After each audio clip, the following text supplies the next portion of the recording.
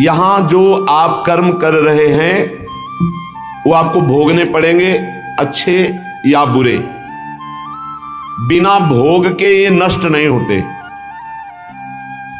एकमात्र उपाय है, जैसे आपको वकीलों के द्वारा प्रमाणित कर दिया गया कि यहां के वकील है चित्रगुप्त, पूरी सीन सहित आपकी चेष्टाओं को अंकित किया जाता है, वो आपके मन में है, आगे प्रसंग आएगा।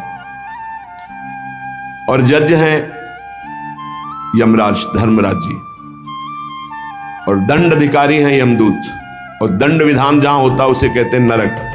तो जैसे यहां जज ने कानून से अपराध करने वाले को दंड दे दिया, जाओ तुम्हें फांसी की सजा, राष्ट्रपति का अधिकार है, वो पूरा माफ कर सकता है।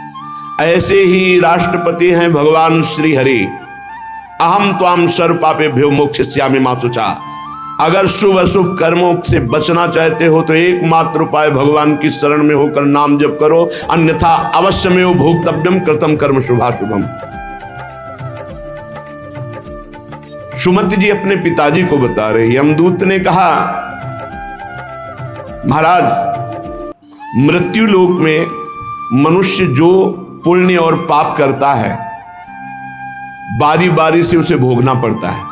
बहुत ध्यान से सुनोगे तो आपको बड़ी सावधानी प्राप्त हो जाएगी। जो छोटी मोटी गलतियां आप हंसी खेल में करते हैं वो भी आपको दंड भोगना पड़ेगा।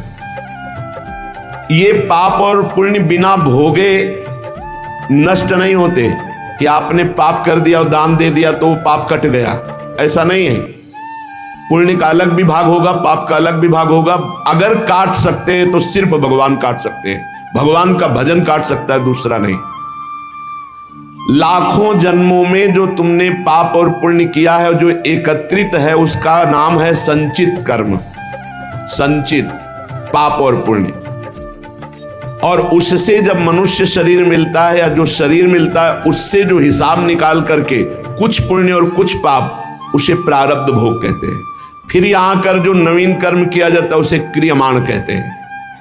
मनुष्यों के लिए जो उनका जमा हुआ पाप और पुण्य है वो अंकुरित होकर बढ़ता रहता है, ब्याज दर ब्याज। बहुत दुर्गति होती है, इसीलिए बहुत जन्म हम भोगे तो भी अपने संचित कर्म को नहीं भोग सकते।